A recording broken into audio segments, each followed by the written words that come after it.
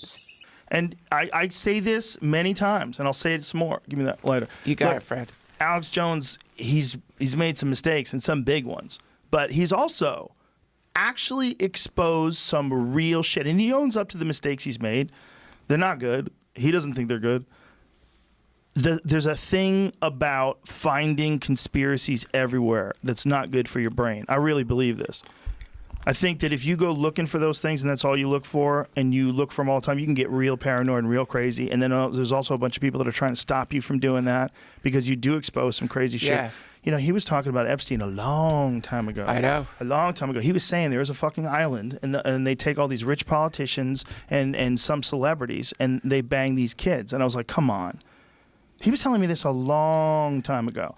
So he's also the one who told me about Bohemian Grove. Well, I actually watched it. I think this tape was actually made before I met him. So he went and snuck in to this place where like former presidents go. There's a photograph of it's Ronald Reagan with Herbert Walker Bush and a couple other people all standing around. And it's like these are the people that used to hang out at this place, and they would put on robes and they would worship an owl god, and they would burn an effigy. And they're playing, and Alex snuck in and made video footage of this shit. And then no one's denying that it's real. This really did happen.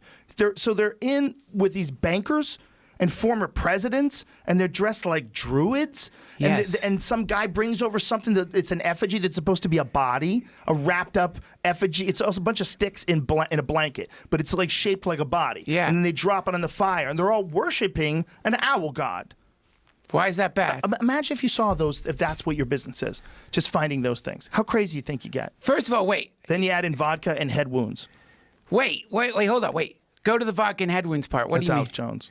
Okay, I got you. A lot of vodka, and he had a bad head injury. God damn it, man. When I was in liberal arts school, man, there was this great teacher who changed my life, Sam Scoville. And one of the things he taught was so beautiful. He still teaches there. One of the things he taught was figure out a way to take in all information and then filter out the shit that's not real and keep the real stuff. And like, Alex Jones is like, some of the stuff is real. Take what's real and throw out the rest. There's a good chunk of it that's real. Like, I remember he was telling me that there's government's using chemicals that turn frogs gay. I was like, what? What are you talking about? He goes, yes. He goes, pesticides are turning frogs gay. And I'm like, that can't be real. No, there really is. Is that true? Yes, there's pesticides that change frogs' genders. What? Yes. But some pesticide fucks with frogs' genders. That sucks. Maybe it doesn't. I mean, depends on the frog. Maybe it's awesome for the frog. Maybe frogs don't give a fuck because they've never been taught homophobia. Why would they care? They don't care who they fuck. But there's a real thing that... See if you can find that. It's a pesticide that has some sort of an effect, an unintended effect on frogs' genders. Dude, that's another thing that people don't talk about. Pesticides that have been used in like golf courses and like there's people who live around those. That's a chemical dump. Yeah, golf courses are fucked up. Pesticide atrazine can turn male frogs into females. Cool. So there's a fucking pesticide Berkeley that News. changes the gender, or should I say the sex?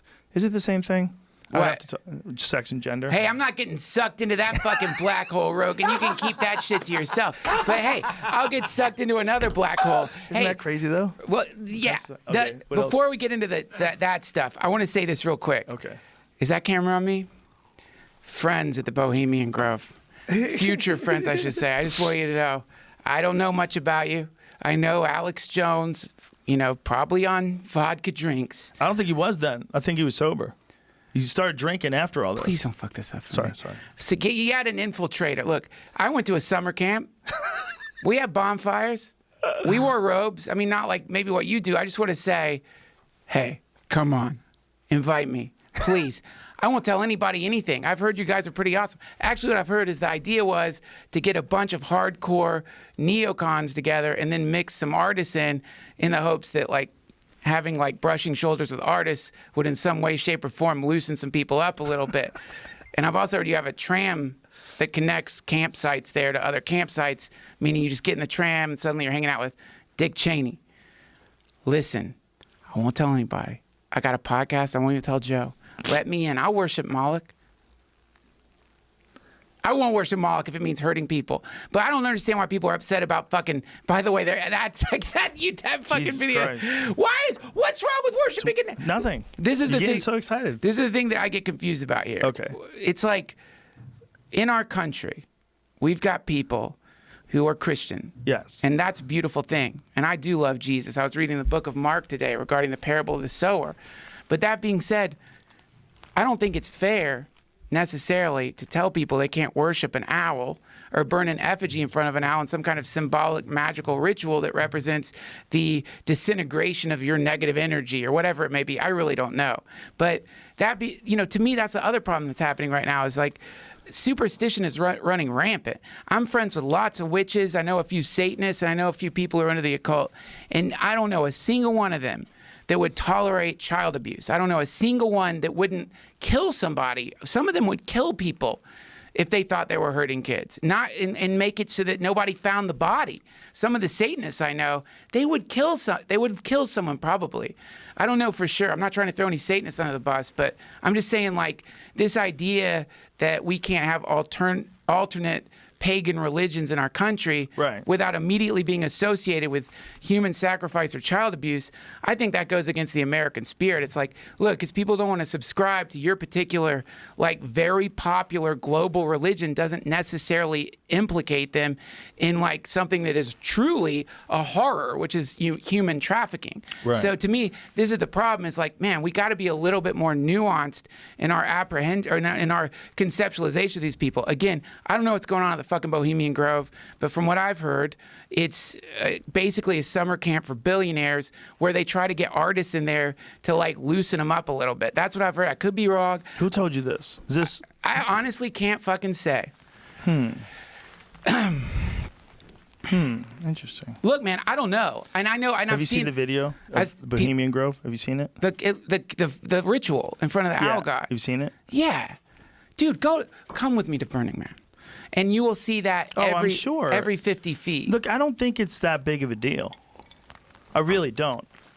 If it involves hurting kids, it's a big deal. And if these motherfuckers are doing anything that involves human sacrifice, hurting human beings, in any application of that, of course, then it's the worst thing on earth. And I'm so sorry that I said anything about it.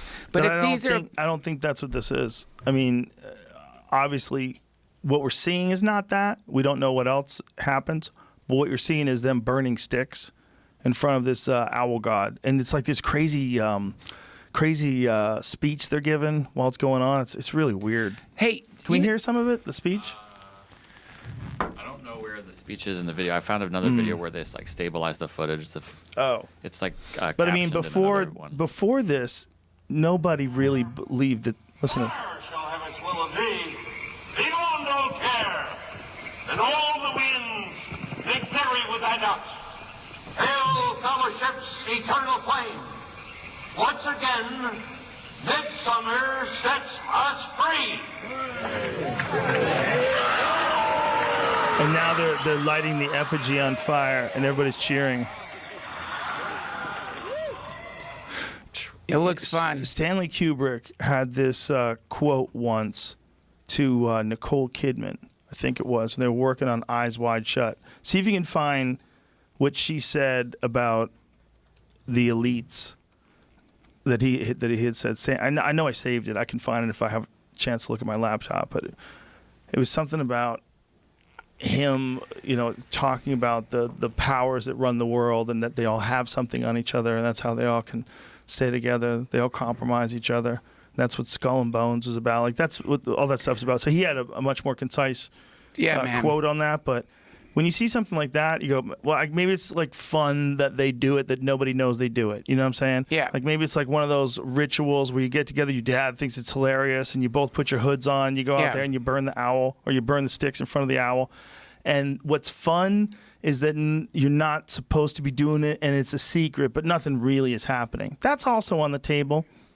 Yeah. It's possible, but it's fucking weird, man. That was weird. Episodes of the Joe Rogan Experience are now free on Spotify.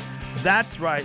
They're free from September. Technocracy. Let's get into who runs things. Let's get into the mindset. Whatever points you want, and I'll try to shut up and go through it. This is Yes. Tim Dillon's wheelhouse. This is because Here you're it is. saying they want Here it is. mortality on the This- roads. Look at this thin, young, handsome, boyish, baby-faced Alex Jones. Well, that's This was 2004, but yeah, I mean, I knew you in like 99. 98. Well, in 98 I was met you when- in 98, but then I got to know you in this, 99. this was when you were 98 was when you were protesting. And this against is my George Bush. clip. You guys are welcome to play this. It's really good. Yeah. I'll sign a form. Okay, You can use what it. what is going on in this clip? He's interviewing a lizard. Let's No, this is play the, this is the. It's been in a lot of different newspapers, and that's the Bohemian Grove. You want to start it over? It's David Gergen. Let me set it up. Yeah, Let me set it up. Set it up. 96. Let me set it up. Got very Okay, yeah, Okay. just right when he goes. David Gergen. I'm outside. What's the main thing in New York where everybody plays? By the way, this is when Bill Hicks was alive, so I can confirm that you are not Bill Madison Hicks. Square Garden. Madison Square Garden, and here comes David Gergen, the Karl Rove of like 4 or 5 administrations, and I knew that he was part of the actual ritual at Bohemian Grove, so I bring it up to him, and he blows up at me. Here it is. Okay. He's like 8 feet tall. just a few questions about the convention. Yeah, well, is there a camera or are you? Yeah, right there. Just about. Yeah, but I just want to get your permission first. Here. Okay. It's local. I've got. No, I understand. Just about a minute or two. Okay, great. We're talking to David Gergen, and he has advised several presidents, and of course has written quite a few books, and is a, I would call you a political pundit or researcher. Commentary at Over the Hill, whatever. One last question. I read a Washington Times article many years ago where you had a comment about the organization, and then now it's been in the Wall Street Journal, it's been in a lot of different newspapers, and that's the Bohemian Grove. And back in, what was it, 1996, when you joined as a Clinton advisor, the Republicans were criticizing you. Oh, what about Bohemian Grove? And then you countered them by saying, "Hey, I don't run around in the woods naked." What did that mean? Here is the before-mentioned Washington Times article where he said, "I didn't run around naked like they do." I don't know what quote you're referring to. I'm not aware of any quote like that. Listen, I am a happy member of the Bohemian Grove. I like the folks who come there, and it's really inappropriate for me to talk about the group beyond that. Thank you. Have you been there for the ceremony with the cremation of care? Frankly, I don't think that's something I need to talk to you about. Now, what we're watching for people that are just listening is a bunch of people wearing robes that are burning an effigy in front of a giant statue of Moloch, the owl god. And it's the effigy of a child. Well, I don't know what it's what it is. I think it's the effigy of a child. It looks like I believe a it grown is. woman to me. He's real mad right here. And yeah. Okay. Watch this. Frankly, I don't. Back it up think 5 that's seconds. We something I need to missed talk it. to you about. I said you take part in the ritual. Back it up 5 seconds. I'm Alex Jones. That's something. Cremation of care. Frankly, I don't think that's something I need to talk to you about. Really? That's right. Well, I'm Alex Jones, and I snuck in there in 2000. I'm the guy that blew it wide open and got the video. It's been on national TV. Well, I disrespect you for that. You do? I do. But it's a lot of big public officials going in there. Don't we deserve to know? You took I don't know anything about you, and I don't know anything about your film. But if you go in there with an understanding, you violated that understanding by releasing that film, and I don't respect you for that. Really? But we have public officials. I'm sorry. You took an understanding when you went in there that you would not do that film, and did you have an understanding when you went in there? No. Did you crash it? Yes. Yeah, and it has no trespassing signs there too, doesn't it? No, they put them Yes, up sir. after. Oh, I'm I sorry. just walked in. I'm sorry, sir. I've been there before. I know what the circumstances are, and I'm sorry you violated the understandings. That was not a gentlemanly thing to do. But what about the ritual? Is the ritual genuinely? That's all the people, these fucking heads of state and billionaires. Yeah, that's screaming. the other thing. They run the world. These people. I don't owe you this comment. I know. I appreciate it. This is what's called ambush journalism, and I disrespect you for that as well. So thank Have you ever and goodbye. been in the ritual? That's none of your damn business. Oh. That's right. Listen. Oh, he's listen. getting cocky. You go around and make understandings with people and violate them. You ambush people on the streets, and that's inappropriate form of journalism. If you wish to practice that, that's fine, but don't ask others to respect you for it. If you want to, you can do. You're a free American, like anything you want. If you want to be uncivil and rude and ungentlemanly, that's up to you. But don't expect the rest of us to say, "Oh well, you're there, Mr. Gergen." I'm sorry, nobody sets policy in there. We try to be gentlemen, and obviously, you don't belong there. Weaving spiders come out here. Yeah, that is a 3-pointer. Anyways, That's a 3-pointer. Listen, you could ignore that if it was like a bunch of poor people in the woods doing that. These guys Even then, I'd be worried. Even then, it would be weird. These guys are the top of like every industry in America. It's at least curious. Who goes in there? well, people I like. I mean, Clint Eastwood's gone. He's not really a member. Look. Is it fun? Look, it's 2,700 acres. It was set up by Mark Twain, and it was a liberal deal for like hookers and gay dudes and just everything else. Just a big, huge. Would you say gateds? What? Gay dudes. Gay dudes. I was like, No, I'm saying if you go back to like the 1870s when Mark Twain set up, it was classically liberal. It was partying. It was their own 2,700 acres. It was saloons. They brought in female hookers. There was gay guys in there. Everything. It was Bohemian Grove, so they called it that, because people did whatever they wanted. And it was open, and they had like poetry and they had plays and all the rest of it. Then by the time of Howard Taft became president, the Republicans basically bought it. So the reason it's important is the Republicans go there to they ship in all these private hookers, all these jets land nearby, but they also have a lot of gay sex, which they use then to basically compromise people into the cult. And so there's a lot of gay sex. how do you know this? It came out in news articles. No one ever got footage of it. I was in there for one day. I snuck in. I looked good back then. They hit on me a lot. I had people I recognized from TV walking around. Hey, let's go right now. I mean, it's a big gay hookup deal for Republicans. I'm just telling you what it is. And then they've got this ritual that's only the feeder group. So I'm sitting there during the ritual, and I'm like, hey, this is pretty cool. And the dude goes, shut up, I'll kill you. And they're all taking it very seriously. And I'm not saying it's a gay thing. I'm saying that some of that goes on there. You were saying it was cool and people were getting angry that you were saying No, I mean, I was just quietly going, oh, this is really interesting. And they're like, shut up, this is a very important ritual. And they were taking it very serious. This hearse comes in with the body of a child. It is an effigy. They're not killing it. And it's just a bundle of sticks, right? Yeah, well, it looks like a kid. No, later, others infiltrated later that worked there and got us photos of it. It's an image of a kid. It's a little kid. Because Moloch in biblical is who they sacrifice to Canaanite. It's a bull, but they do it as an owl. But they do it as an owl, yeah. But that's from the Bible, is you would sacrifice a child to Moloch. Give not your children to the fires of Moloch. Right. And so I've given it to experts in religious history. It's not even, from Christian perspective. Yeah. It's a Faustian deal mixed with Babylonian and religious stuff from Tyre. Yeah. It's quirky. Look at that. Look at that owl god and look at the fire underneath the owl god. And there's Ronald Reagan. I mean, if you saw that, if you were in the woods and you just saw that, you would be terrified. And Richard Nixon said, Richard Nixon, on the Richard Nixon tape, says it's a gay orgy. Richard Nixon said that? You can pull up. Richard Nixon talks about. Yeah, Richard Nixon said something about it where he. It's the most goddamn faggy thing you ever seen. I think it's just allowing. Well, nothing against. That's what it's saying. I think it's guys that aren't gay that engage in gay acts in the woods, and then they have something on each other. Everyone said I was crazy. He's like the guy in the peanut factory in The Simpsons. First of all, I want to say I went to a spirit cooking ceremony. It was the creepiest goddamn thing I've ever seen. I can't shake hands with anybody from Serbia. Their hand is covered in human essence. No, but this whole spirit cooking ritual is based on something that Aleister Crowley did. And it's just kooky, like rich people weirdo shit that involves just like cum and blood and it's just like, I don't know. But what I love about this is like the Prison Planet, InfoWars, Teacop people, they literally think Marina Abramovich is a witch. And like an actual witch.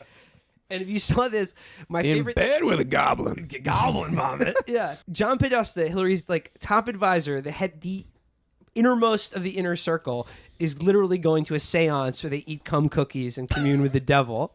Yeah, I don't know why they think it's like nefarious and there's so many dark powers, but like I don't know, it just shows how off the rails you are if you're an InfoWars guys, because like I read this and I go, oh, like rich people are fucking stupid. Like, this is how they spend their time when they're not eating small plates, which is 1.8 ounces of food over 5 hours. They're like literally eating cum with the head of like minority arbitrage mortgages for Goldman Sachs. Like this is good. This is a good use of my time. Well, that's what happens though. I mean, what happened when Alex Jones got at Bohemian Grove? Yes, he snuck onto Bohemian Grove grounds. He got in a camera and he actually recorded the big opening ceremony at Bohemian Grove, which is called the cremation of care, and it's when they like burn a paper owl thing in front of a big stone owl, and it's you watch it, and as Felix alluded to earlier, as Nixon would have called it, the faggiest goddamn thing. I mean, Bohemian Grove was founded in the 1880s or something by like San Francisco theater people. Yeah. And everyone there, they all like they're hasty pudding guys. They all went to Harvard and Yale, where like a good Saturday night was like they'd all put candles in their asses and run around in women's clothing. Like that's what they do. That is that's the acculturation into elite society. Yeah. So when these guys are like, "Hey, we're going to be cremating our care. We're going to spend 2 weeks without any cares, and we will sacrifice them ritually. Oh, what a lark!" They have a freaking talent show at the end of it. He didn't record the talent show. It's mostly these guys. They've got done like banging hookers for 2 weeks, and they put on muumuus and like they do like fake Shakespeare. Yeah. And so if you know that, you're like, oh, this is just fruity, rich people stuff. But Alex Jones, he said, oh my God, they're doing sacrifices to the devil. We proved it. They smell like sulfur fruits. The sulfur was pouring off of them. Everyone has gone, like all the usual suspects have gone all in on this. Fucking Cernovich was just like, now my favorite thing they're doing now is they're parsing the other Podesta emails and looking for like odd turns of phrases. Oh, that was like, so good. Like, we'll be, so we're getting pizza for lunch today. And they're like, who's ordering pizza for lunch? And they're like going through and parsing all these things. They're like, pizza, child sacrifice. Domino's, BDSM domination. Papa John's, a Chinese boy. Little Caesars, girl. And they're like going through, they're like just looking for all of these, like they're speaking in code about arranging this like occult child sacrifice. It's like McMartin preschool shit. Yes. They're looking for the naked movie star game in the Podesta emails. Yep. But of course, Abramovich spoke out to Art News, and she says about all this, I'm outraged because this is taken completely out of my context. It was just a normal dinner. It was actually just a normal menu, which I call spirit cooking. There was no blood, no anything else. We just call things funny names, that's all. Which is exactly what a fucking witch would say. Yeah, that sounds a little suspicious. And also, look up a photo of Marina Abramovich and tell me she doesn't look like a witch. She looks like she could be a witch. Yeah, she looks like she could definitely be the head of a coven or something. I mean, what is this though? Well, but just the perfect explanation of that frame of thinking, that mode of thinking. If you read the emails, they're just all horrifying. They're like, they're openly acknowledging that Israel's sliding into a fascist ethno-dictatorship. And Nina's like, ew. Yeah, and they're like, ew, I guess we have to This is depressing. Yeah, no, that was the line. This is depressing. Just openly admitting that they're taking money from all these awful regimes. Like, we gotta sell them weapons anyway. Just raps of horrible shit. And these guys are like, what's evil in here? Okay, I got it. John Podesta said no mustard. Mustard means body hair on a boy. It's like, what? Like, it's right out there. The conspiracy is right in front of you. You don't have to. But it's boring. That's why Alex Jones is so fucking popular, because he gives you a narrative that is incredibly engaging and dramatic. They're doing child sacrifices in the halls of power instead of a bunch of lanyard dick assholes being like, well, the Saudi ambassador's coming. We better. That's the banal reality of empire, and they don't want to deal with it. Yeah, but what we know about these people is if they were really doing a child fucking ceremony, they would just be like, I better not fill up. I don't want to be. I don't want to have a bunch of pus in my belly when I'm a fucking kid. Like they would just say it in the open because they're morons. Do you remember the Mark Foley text between his teenage pages? They were like, "Are you horny? Cool." Yeah. Hey, that's pretty swell that you're gonna let me give you a Hummer. Like that's what it would be like. They're just fucking freaks. They have no level of tact. Well, as I said, if I had known that Hillary and her inner circle were like actually witches, I might have fucking. I would have been less hard on her on this show. Sure. Yeah. To be honest, like I wish that were fucking true. Sure. But it's just some weird, some weird conceptual artist, rich people thing. Now, my joke about this is Abramovich famous thing. She had this huge show at MoMA a couple years ago that I actually went to, and like the big installation in it was her for like 6 hours a day for a total of like 40 days, just sat at a table in the middle of like the main atrium of MoMA. And like anyone could just come and like sit across from her and stare at her, and she would just, it was like a staring contest basically, and she would just sit there completely flat, unmoving, as still as possible for like hours, right? Mm-hmm. I think she should do a replay of that installation. It was called The Artist is Present. and just call it Alex is present. It's just her sitting at a table with Alex Jones just peppering her with questions about the occult. Do you know the Bilderbergers? Were you at the Trilateral Commission? Tell me about these rituals. I mean, by the way, that's how stupid modern art is. They paid her to sit perfectly still and not get up from her table. I did that all the time when I was a teenager, and I was masturbating, and I was gaming. Okay, so we're joined now. Yeah. I don't want to fight Joe. We're not fighting. No one's fighting. And I'm not. I mean, this much apple juice, I'm having trouble thinking. It's okay. I love you. No, you We're did fine. this. Just have some. No, I can't. I made a promise. But on election night, I can pop in. We're going to have one. That's November 3rd. That's November. But I will be able to pop in. 6 more. We're very excited. Put that down. I have 6 more days of sobriety. That's going to be a fun But night. I got to be honest. I'm a little high from this cigar. Hey, you couldn't have a bigger promo for your election night. I'm glad you actually announced it here. Well, Kyle Kalinski's been asking when he can announce it, so now you know, Kyle. There you go. It's official. There you go, Kyle. I'm excited to get everybody in the room All right, and watch listen, the demise I want to of cover Western some of this real civilization stuff here. in real time. Can I show you some stuff? Yeah, what do you got? Do we ever find a quote for Whitmer? I can't find anything. I mean, Okay. there's lots of quotes, but I can't find. Do you want me to find it? Can you? Just Google on your phone, and Tim and I will talk amongst ourselves. Okay, and go then we'll pull up whatever that is. Okay. Gretchen Whitmer, they almost kidnapped her, by the Here way. it is. No, I don't have it. I'm just saying. Oh, That's what I Whitmer typed when in. Trump leaves office quote. She was almost not how you find it. there was a kidnapping plot against her, No, it's Yes. Whitmer. which 50% of the Lockdowns won't end till Trump gone. That's just, come on. right. Lockdowns won't end till Trump gone. Try that. Whatever. I know it's true. Try I don't that. need to find it. Whitmer lockdowns won't end till Trump gone. He'll find it. Yeah, the plot to assassinate her. What the fuck It was a that all plot to about? like kidnap her. That was weird, but And I'm I sure it's predicted murder, up right? front that it was going to be FBI provocateurs, and it turned out the 2 leaders were FBI informants. what? What's even crazier is 52% of the citizens in Michigan agreed with the plot. That's a joke. It's a good one.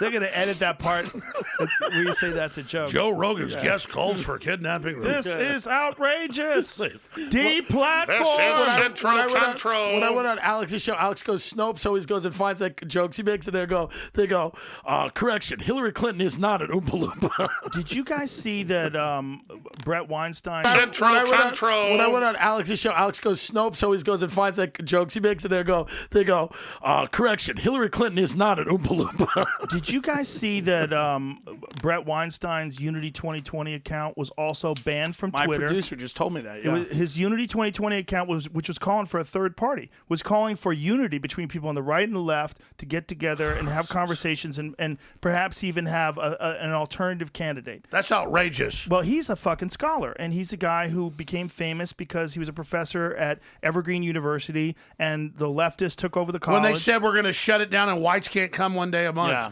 They had, And then they banned him. Yes. Well, they didn't Froze it. just ban him. They went looking for him in the parking lot They with a chased baseball around bat. with baseball bats. Yeah. It was terrifying So- shit. so let me ask and this. then the principal was going along with everything. Literally, they yelled at the principal, "Don't gesture with your hands." Because you're threatening us, but he was talking like this. Right. Like, Oh, put did your you hear? hands And up. they started And then laughing they started at him. laughing at him. British universities like Oxford, I think is the one. Look it up. Oxford or Cambridge, one of the big ones. You can't clap. It's a microaggression, Joe. Oh, that's so crazy. But this is what we were talking about for years, and people were saying, why are you concerned with what happens in the universities? It's the same thing we were saying about censorship. Because it keeps going. It never doesn't stops. stop. Yeah. When you allow that kind of nonsense in universities, those kids graduate, and they want to carry these goofy fucking practices into all of these So corporations. let me ask you and about you're this seeing question. that now. You're seeing this that is, now. It's one of the things I wrote down I wanted to ask you, Joe and Tim Dillon.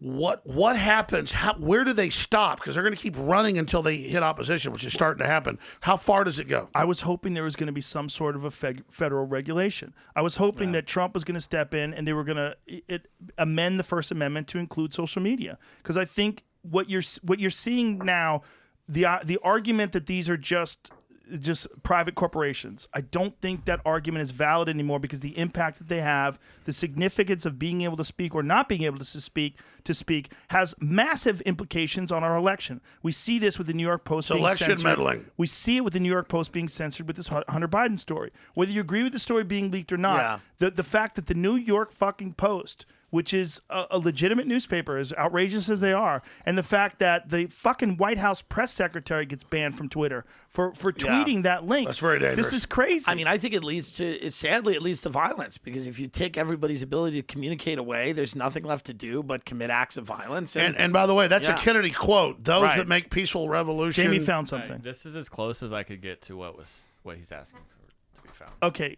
the Trump virus response is the worst in the globe, she said. If you're tired of lockdowns, or you're tired of wearing masks, or you wish you were in church this morning, or watching college football, or your kids were getting in-person instruction, it's time for a change in this country, and that's why we've got to elect Joe Biden. I mean, that's pretty. That's right. I mean, you can make that. You could say whatever you want, almost. Yeah, but that's the common sentiment, right? This is pretty much. The problem is, if you just take it from if you're tired of lockdowns, and you would get one interpretation of it. But if you back it up to the Trump virus response is the worst in the globe, she said, if you're tired of lockdowns. So what she's saying is... I think we're splitting hairs. You're not necessarily. Because what she's saying is... I saw a clip Trump, of her in a hold, speech please, saying that. Because that's the problem with taking something out of context.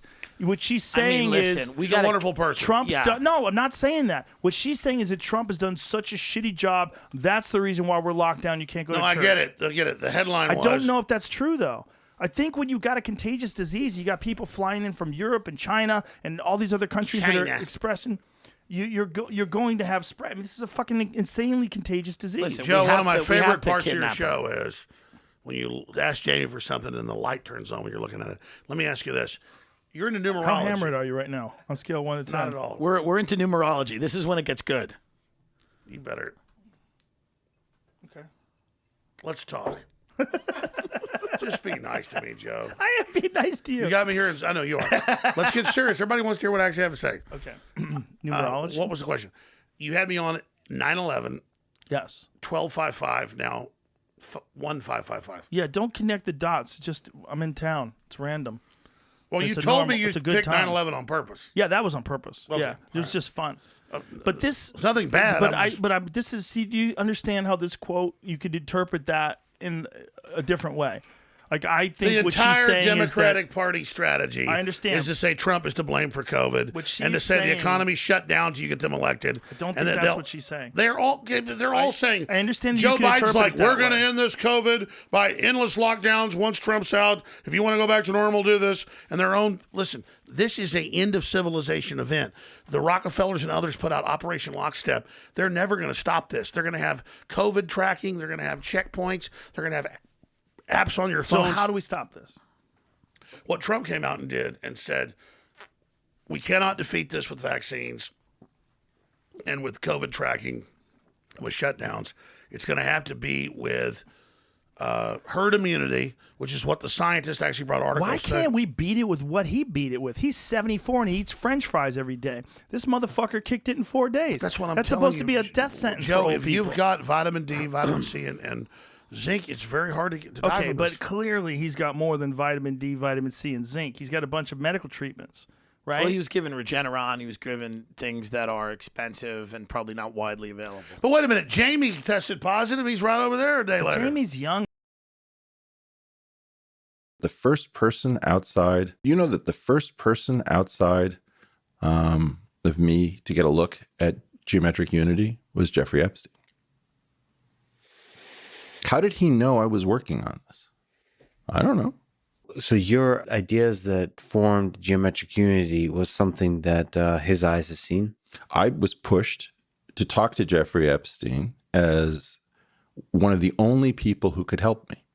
No, listen to this. How does this connect? Okay, well, first of all, my old synagogue, my old shul, was the conservative minyan at Harvard Hillel. And I believe it's called Rosofsky Hall, after Henry Rosofsky in the economics department, who was a Japan scholar, if I'm correct. And he became provost or dean of Harvard. I believe that was built with Jeffrey Epstein's money. And I wondered, in part, whether the Jewish students at Harvard all sort of passed through a bottleneck of Harvard Hillel. So that was something I found very curious, but I don't know much about it. I also found that Jeffrey Epstein hanging around scientists, I don't think that either you or Joe got me correct in your last interchange. For the record, for people who haven't listened to the Joe Rogan program, Joe has claimed that Eric Weinstein was the only person who has gotten laid. Paid. Paid. And you said you also got paid as a young man, right? I believe the word was laid, but allegedly. My hearing isn't so good at age 55. Yeah. All right. Leaving that aside. Yes. What was Jeffrey Epstein doing hanging around all of these scientists? I don't think that was the same program that was about compromising political leaders and business people and entertainment figures. I think these are two different programs that were being run through one individual. And Joe seemed to think that I didn't think he was smooth. I thought he was glib. I think what Joe's really trying to get at is that I found his mysticism meretricious. He had an ability to deflect every conversation that might go towards revealing that he didn't know what he was talking about. Every time you started to get close to something where the rubber hit the road, the rubber wouldn't hit the road. And yet, can you help me untangle the fact that you thought deeply about the physics of the nature of our universe, and Jeffrey Epstein was interested? How did he know? I wasn't really talking about this stuff until, even my close friends didn't really know what I was up to. And yet you're saying he did not have sufficient brilliance to understand when the rubber hit the road. So why did he have sufficient interest and curiosity? I'll tell you what I thought. I have been waiting to find out, does my government even know I exist? Do you have an answer to that question? I have. A couple times the government has reached out to me. In general, there is zero interest in me, like less than zero interest. I find that fascinating. As far as you know, right? I mean, well, that's what I'm trying to say. The question about not being able to see through a half-silvered mirror, you don't know what's going on behind the half-silvered mirror. To you, it's all you see is your reflection. But your intuition still holds. Like, this is where I've mentioned that this is where I'll say naive, dumb things, but I still hold on to this intuition that I'm not confident in this, but I'm lean towards that direction, that Jeffrey Epstein is the source of evil, not something that's underlying him. You have a bias. It's different than mine. Our Bayesian priors are tutored by different life experiences. Yeah. If I was mostly concerned, like Sam Harris is concerned, that people fill their heads with nonsense, I would have a very strong sense that people need order in the world, that they take mysterious situations, they build entire castles in the air, and then they go move in if they really get crazy. The old saying is that neurotics build castles in the air and psychotics move in. Coming from a progressive family, we had a different experience. It's really weird when the government is actually out to get you, when they actually send a spy, when they actually engage in disinformation campaigns, when they smear you. And if you've ever had that brought to bear on your family, you have a Howard Zinn sort of understanding of the country, which is different than having a, wow, do people believe crazy stuff because they watch too much TV? And both of these things have some merit to them, but it's a question of regulated expression. When do you want to express more Sam Harris, and when do you want to express more Howard Zinn? And you can express both, correct? One human being can express both? Sure, but there's a trade-off between them. In other words, most people, like the Michael Shermers of the world, are going to tilt very strongly to extraordinary claims require extraordinary evidence. You're going to have that kind of energy. And then somebody else is going to say, how many times do I have to get hit on, how many times do I have to hammer my own thumb before I realize that there's a problem? So, my feeling about this is, yes, people see patterns in clouds. They see faces and scripture and all sorts of things, and it's just random cloud patterns. Yeah. And it's also the case that there's tremendous pressure not to see conspiracies when conspiracies are relatively more common than the people who shout conspiracy theory will claim. So both of these things are true. And you have to ask, when do you express your inner Zinn and when your inner Harris? And those are different. And one fundamental difference between you and I, biases aside, is you've actually met Jeffrey Epstein. And I'm listening to like reverberations years later of stories and narratives through the story. Luckily, I only met him once. And I think I had one or perhaps two phone conversations with him other than the one meeting. You can learn a lot in just a few words, right, from a human being. Well, that's true. But I think that the bigger issue was I saw something that I don't hear much remarked upon, which is Jeffrey Epstein is all that there is. In other words, there's the National Science Foundation, National Institute of Health, Howard Hughes. There's all this stuff that kind of has the same feel to it, a little bit of variation and difference. Department of Energy. If you fall outside of that, there's just Jeffrey Epstein. That's what you're told. Yes. That's not quite true. There's Kavli. Maybe Jim Simons is now in the game. Peter Thiel has done some stuff. You had Yuri Milner and Mark Zuckerberg try. So there is other money running around. Templeton. But very strongly, there was a belief that if you're doing something really innovative and the system can't fund it because we've become pussies, Jeffrey Epstein's your guy. So there's like this funnel that you're supposed to go through. That's right.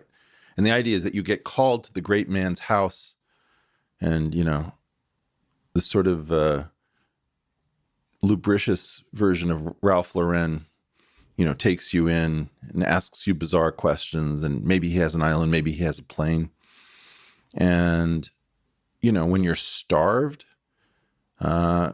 somebody showing you a feast, or when you're dehydrated in a death's door and somebody says, oh, I have a well.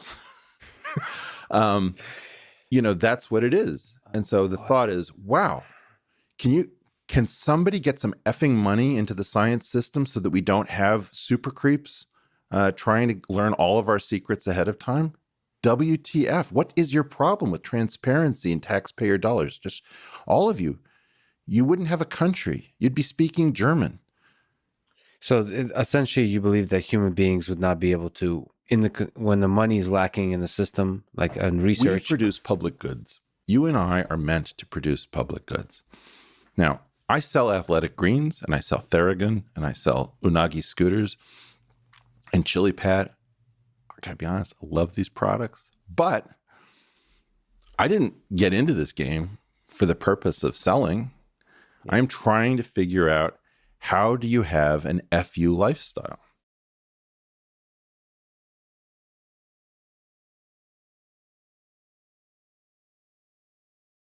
Right. Yeah, I love Lex. Yeah. It's great. It's 6 hours because he takes 6 minutes to ask each question, but I love him. Now you are a comedian. Comedy, I've always felt, is really important. What would you say? I mean, it's just like, you're just trying to I'm just trying to stay in this, but he's great. He's a genius. I can't even believe he's talking to me. And everyone says he's a genius. I don't know if he's a genius. I'm sure he is a genius. What does he do? He's a coder? Yeah, for AI. Yeah. Wait, so what does that even mean? So does anyone have to ask credentials anymore? Does anybody know everyone goes, Eric Weinstein's a genius. Does anyone know why? What, is there anything they've done? No, truly, because all they do is talk. Is there anything they've built? Is there one appliance that they have anything to do with? Have they come up with something even like the Rotato, which peels and slices a potato as you could? Like, is there one thing any of them have done except whack off Elon Musk and talk? I'm literally asking. And I love them all. And I don't, but I do. But whatever. They're funny. But I mean, can I ask? Because I always shit on Gary Vee. And then you got these people that are all geniuses. And we're not supposed. And you can't find a thing they do. What is their job? What is any of their jobs? To do research. Into what? Why and who? Where? Where's the what? They all do research all day, but they're all on Clubhouse for 9 hours. What are they researching? They're just talking about trans people. They're all supposedly tech geniuses who's talking about who has a cock. I know, I'm dead serious. I think the non-binary thing's is wacky too. I'm not a fan of women getting beaten up by men in sport, but it's like, these are the best minds of our time, and all they're talking about is if somebody's tucking a D. This is all they talk about. Weinstein and Heather Heyer, they talk about trans people for 9 hours. They just sit in a room with cats running around and Heather Heyer, I mean, a voice that deep to talk about gender all day. God love you. She's like, the biological realities of the trend. My name is Heather Heyer. My name is Heather Heyer. I'm like, what the fuck's going on? These are all you can't ask if what anyone's done. They're just. I'm not trying to be. They're very. I love secretive. Lex. I bet Lex is smart. Yeah, they are very secretive, right? The Pure Plus 11 Cup Pitcher is certified to reduce lead. All right, there is some glass wall that is preventing the Epstein story from being discussed properly. Everyone's interested in it. The questions are basic, and there's a guaranteed story to write. Simply ask the most basic questions of the officials involved and print whatever comes back. Whatever it is, there's no possibility of an uninteresting answer to the central questions. And yet, the central questions are not asked. And what are those central questions? The first one is very simple. You have to ask every government that might be involved, was Jeffrey Epstein known to be attached to any intelligence agency anywhere in the world? Then you have to ask, were his vile activities known to the intelligence agencies, and was there any kind of tacit approval or understanding, or is there a categorical denial that such techniques may never be used? Now, we have not recorded the no comments, or we don't discuss sources and methods. That's typical in these stories, where you should be able to say, can I at least get a statement that we would never condone activities to be used for intelligence gathering purposes? All right. The next question. Jeffrey Epstein was supposed to be a hedge fund manager of some kind, and he had extensive offices at a place called Villard House, the former Helmsley Palace.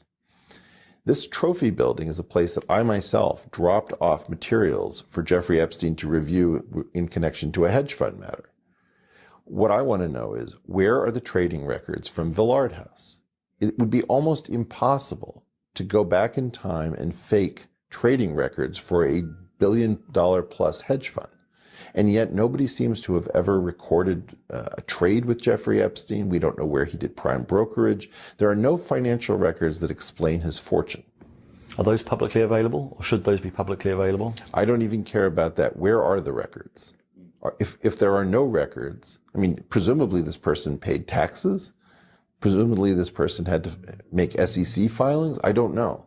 But the key issue is, I don't think there was a hedge fund. When I met Jeffrey Epstein, which might have been something like 2002, before he was charged with sex crime violations in Florida, I did not believe that Jeffrey Epstein was a hedge fund manager. And I, in fact, called my wife at the time and I said, this man appears to be a construct. And she said, what do you mean by in Damascus, and held orgies, if I understand correctly, where he collected information and leverage against people in the Syrian government. If you take that situation, this looks remarkably similar. We've got a guy who was apparently a math teacher at a private high school, and the next thing we know, he's avoided jail in some sort of financial scandal, and he's suddenly set up as a mystery financier with connections to absolutely everyone in the top echelons of power. Something doesn't smell right about the story, given that nobody appears to have ever traded currencies with a guy who was apparently moving billions as a currency trader. But when you see the elbows that they're rubbing and the things that they're promoting, like you said, things like Palantir, like, you know, I saw that you had a little back and forth there with, what is it, Theo Capital's? Eric Weinstein. Yeah. What a hack that guy is. Did you know his hedge fund, when he made it the intellectual dark web and his theory of everything thing in like 2013, 2014, he was part of a hedge fund called the Natron Group, and they framed it as like, oh, this lowly man is now a well-respected like physicist because he made up this theory that actually doesn't hold water, and he didn't write a paper about it until this year, and it's been totally dismantled by actual scientists. But anyway, at the time, he was a hedge fund manager, and he co-founded that with like one of the main guys at Goldman Sachs in the 90s. And this is supposed to be the guy that cares seriously about Jeffrey Epstein's intelligence ties. By the way, Eric Weinstein met Epstein in 2004, and he's admitted this now, right? But at the time, he was a hedge fund manager when Epstein wanted to meet with him, and he was also a member of EDGE, okay? And the reason Epstein allegedly wanted to meet with him was foreign currency trading, which was Epstein's, I argue, based on my research, it was basically his term for his shadow banking activities, because he was involved with basically manipulating currencies, which a lot of prominent slimy billionaires like George Soros and others and Joe Lewis have been, well known to have done throughout the 1990s and beyond. So it's interesting that, and then, but when Eric Weinstein came out and talked about it last year, he was like, yeah, I met with Epstein and I knew right away he was a construct, allegedly, but he won't say what he and Epstein talked about. And he won't say what it was about Epstein that made him know it was a construct right away. And why would Eric Weinstein not talk about how Epstein was such an obvious construct when he was arrested the first time? Why did he wait until 2019? Yeah. And by the way, Eric Weinstein currently works for Peter Thiel. He's a managing director at Thiel Capital. Thiel Capital is investing in this Orwellian nightmare crap, including brain machine interfaces and all of this stuff that Eric Weinstein claims to rail against. It's complete bullshit. Also, Eric Weinstein, a lot of his argument about Epstein and intelligence is follow the money, which is really ironic when at the same time he's saying that his boss, Peter Thiel, co-invested with Epstein and Carbine 911, along with Ehud Barak. I mean, it's just like, okay, dude, why don't you talk about that? You're going to follow the money there to your boss. And by the way, Palantir, which is like Peter Thiel's main company after PayPal, is an obvious CIA front. It couldn't be more obvious. And it wasn't, this whole thing about these guys and the Thielverse, as I call them, being libertarians is such shit.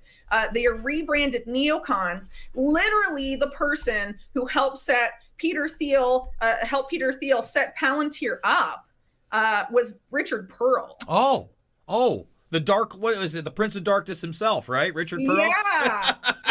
The architect of the Iraq War, the guy that wrote A Clean Break from Netanyahu back in the late 90s and was like, you need to get the U.S. to overthrow Saddam Hussein for you and all of this stuff, and who was involved in a lot of crazy stuff in the Reagan administration too. Like one of the most disgusting neocons of them all, who also mapped out the current Orwellian nightmare in his book back in like 2004, where he talks about the need for like biometric IDs for everyone and all of this stuff, is the guy that helped Peter Thiel set that up, because Peter Thiel and him were trying to recreate the Total Information Awareness DARPA program that was being run by Iran-Contra criminals like John Poindexter. So that's what Palantir is. Yeah. So it's really ridiculous that Eric Weinstein is claiming to be an advocate against a lot of the stuff that, his boss actively is involved in creating. And, he's managing a big chunk of Thiel's empire at Thiel Capital. So, not acknowledging that, I think, is honestly pretty silly. And also the whole intellectual dark web thing is like, oh, we're, protecting free speech and all of this stuff. I have never once heard where Eric Weinstein say anything about the blatantly unconstitutional anti-BDS laws that are on the books in like over 20 states in the US. Where is all free speech created equal? Apparently not. But he's very, very blatantly pro-Zionist and pro-Israel. So maybe that's why. So I guess there's limits to the free speech, advocacy of this particular crowd.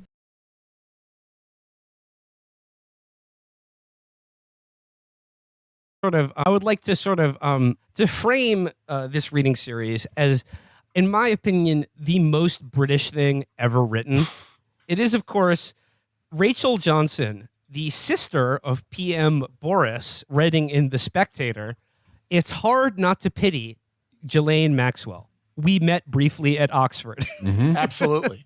Well, Ghislaine, the trial's coming up. What do you guys think? I mean, I'm shocked you made it this far. Me too. I've honestly stopped believing anything anymore, because like when she was not dead, I was like, what? And now they're putting her on trial. I don't fucking know. Is she a hologram? She like a clone? I have no idea. I mean, I think my instinct would be that like anything conceivably revelatory that could come out of the trial has been well stitched up before then, and like deals have been made. So I'm not concerned for her life anymore. Okay, so it says, this is Rachel Johnson writing in The Spectator. "This week, I'm having puppies. First litter. The Johnsons were not doggy, as we always moved around too much. My late mother claims it was 32 times in 17 years. But once you have a dog, life seems boring without. Why did they move 32 times? Like, that's something a clown during the Depression does. The fuck? I love every time we would get settled. Suddenly, the townsfolk would start asking questions, and about posses would start getting formed. And all of a sudden, we were on to the next town. What was your dad's job? Oh, writing bad checks. They were like a family of Judge Holdens. Every town they came to, the kids just disappeared, and then they were like, on to the next one. I do love the phrase though. The Johnsons were not doggy. That's a lovely Britishism because there are doggy families and there are non-doggy families. And the Johnsons, they ain't doggy, folks. Well, yeah, because they're like in the predominant religion of Turkey, Islam, they prefer cats. That's true. They had to move all those times because people saw them doing the Quran challenge. They're a Turkish family. Goes here. I have a theory that children give couples something to talk about, and when they go, only a dog can fill the conversational void. The mother, or dam, is Ziggy, who entered our lives 1 week before lockdown after I had a sudden strong urge to get a dog. On March 13th last year, I drove to a farm in Somerset and fell for a puff of white fur with 3 black dots for a face, which I shelled out a 4-figure sum. I'm afraid she is a cockapoo, like every other dog in London, but that's not her fault. Anyway, 2 months ago, she married Baxter, the scrappy terrier belonging to Mr. and Mrs. James Mates of Bark Place. Remember when I said that this is the most British, this is the most British essay ever written? I just want to read that sentence again. Speaking of her cockapoo, she says, 2 months ago, she married Baxter, the scrappy terrier belonging to Mr. and Mrs. James Mates of Bark Place. Sounds normal. I don't know what you're talking about. It's kind of cute. I don't see why you don't like it. Every time Fiona Mates and I see each other, we shriek, "We are a grandmother." I have also ordered the Bible, the Book of the Bitch, great Jackie Collins energy, and have set my tail to permanent wag as I'm having puppies for Christmas and for life. It's so funny that these people like did the Holocaust every year for like 200 years. It's like it's them. They're the most evil ones. Another aspect of how British this is the name of the people that they're marrying their dog to is Fiona Mates. It's like a Dickensian name where the last name like tells you about their character. Like it's the dog mating family. It's James and Fiona Mates of Bark Place. I mean, this is like a story time village. What the fuck? Yeah, it's like if Richard Scarry was really scary. By the way, this article is about Ghislaine Maxwell. Yeah. Since my beloved mother died, I have become an executor. I have this tip-top tip to pass on. When you register a death, the name on the certificate has to be exactly the same as the one used on all important documents for probate to happen. If it isn't, you are in a world of pain as well as grief. Well, I was pretty confident my twice-married mother's name was Charlotte Maria Offlow Johnson Wall, but it turns out... Offset Johnson. Charlotte Maria Offlaw Johnson Wall. But it turns out Maria was her invention, either because when she became a Roman Catholic or after her second marriage to an American whose middle name was Maria, and she went by around 8 variants of her names, both here and in the U.S., where she was Mrs. Wall. Okay, yeah, this woman is clearly wanted by Interpol. Yeah, I was going to say, that's why she has so many different names. The fucking old Bill at Scotland Yard was after her. Yeah, this is like what Albert Fish would do. I am happy to apply to the General Register Office in Southport for as many of these variants as possible to be added and start all over again. If this isn't an argument for women sticking with their maiden names for life and for lunch, I don't know what is. It has been a source of mystery to me, and no doubt many others, that I managed to host a radio show without landing in the soup more often. I'm always saying things like, but are we allowed to say Liverpool Women's Hospital anymore? And I only want to see someone in a surgical face mask in an operating theater. And if lockdowns work, why are we having another one? And if lockdowns don't work, why are we having another one? She's in the. I mean, talk about being in the soup. She should be at University of Boston. Sounds like a real firecracker of a dame. Yeah. But then I realize I'm a mere soggy centrist snowflake compared with some. How I long to have the tungsten nerves of Lionel Shriver of this parish, who stars in my Difficult Women podcast this week. After discussion with my producer and the execs, we decided not to issue any trigger warnings before dropping the podcast that contains firmly uncompromising views on immigration, cancel culture, trans issues, cultural appropriation, and having children. She is strongly against, as you don't know what you're going to get. You must listen and judge for yourself. Get to the Ghislaine Maxwell. I'm good. Well, I I don't think need like to. you, I don't need to listen. you have to like read all of this as code because Yes. like my thinking on this article isn't literally like, oh, I'm appealing to the public that they should feel bad for Ghislaine Maxwell. It's like a message to her. It's like, okay, remember, like everything's in place. Like, don't fucking talk. And the dog thing, who knows what that is? It's like, oh, we'll like feed you to dogs. We'll like kill you and feed you to dogs if you talk or something. Maybe they just like both spend a lot of time reading their mutually favorite account, We Rate Dogs. And that there's video of them doing this. And then the executor of the will thing, that's obvious. The different names thing, that's obvious. Yeah. No, yeah, you're right. I think this is like similar to the Scooter Libby letter to Judy Miller about the roots turning together when the trees change in the fall. Yeah, I think this is a coded message for her to clam up. Yeah. It's like, they often called my brother the bitch killer because of how many dogs he killed. How many dogs who barked too loudly at the bark place. Yeah, because like even for a conservative British publication, it's like kind of too, even they would be like, wait, like really?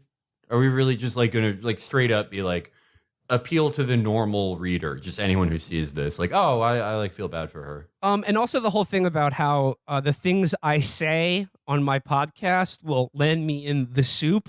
But okay, finally we get to Ghislaine. Yeah, they're saying we're gonna let you out, and you can be on the rebooted Talk Soup with Joel McHale, your favorite show. So here we get to Ghislaine. It says, it's hard not to feel a bat squeak of pity for Ghislaine Maxwell. 500 days and counting in solitary confinement. Okay, this is saying I want to give her a back shot of pity. I intersected briefly with her at Oxford.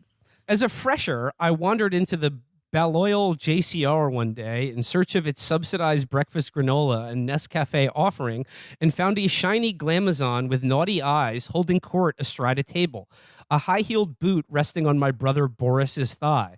She gave me a pitying glance, but I did manage to snag an invite to her party in Headington Hill Hall, even though I wasn't in the same college as her and Boris. Live is fun. He denied having sexually abused anyone and said he would have a renewed bail hearing the next week, where he believed he would be released. He was future-oriented, the psychologist wrote. She concluded that suicide watch was not warranted, but that out of an abundance of caution, Mr. Epstein should remain on psychological observation. The next day, Mr. Epstein asked to be single-celled, but was told he could not be housed alone for safety and security concerns. And the day after that, a psychologist wrote, he was smirking and said, "Why would you ever think I would be suicidal? I'm not suicidal, and I would never be." Once again, we have this thing where, like, a prison psychologist and the prison itself are noting in the official record in their log entries over and over again that he seems sad, despondent. But you know, like maybe, but also like unrealistic expectations about like his future.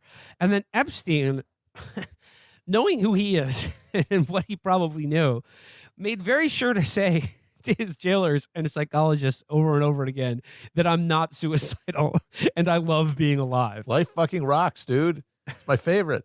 Never kill myself. I love life. My life a movie. My life in a legal movie. The logs are, let's go serious. The logs are also revealing for what they lack. Any sign of visits by the famous and wealthy friends he socialized with after his 2008 sex offense convictions in Florida. Instead, the logs show a far more mundane cast of visitors, including a parade of lawyers. On July 18th, it became apparent that Mr. Epstein was unlikely to return to his former life and friends anytime soon, if ever. when Judge Richard M. Berman denied a renewed bail request. 5 days later, in the early morning hours of July 23rd, Mr. Epstein made his suicide attempt. The denial of bail was cited as a significant disappointment for Mr. Epstein and likely challenged his ability and willingness to adapt to incarceration, according to the post-mortem psychological reconstruction. Given the potential impact of the judge's decision, a psychologist should have assessed Mr. Epstein's mental status upon his return to the institution, it said.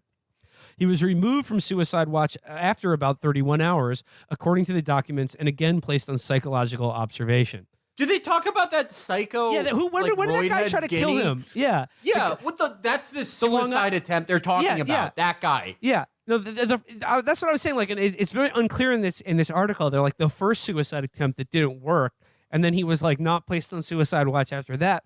I think they're referring to that roided out Long Island cop that murdered all those people for the cartel and fucking tried to kill him. Yes. No, that's exactly the thing they're talking about. It was not a suicide attempt. The evil Mr. Clean. Yeah. Talked about that guy in our very first episode with Truman on. Yeah, the guy who he Tattaglione. Who he was a dude who was burying people in his front yard in Westchester. And like again, like they don't like.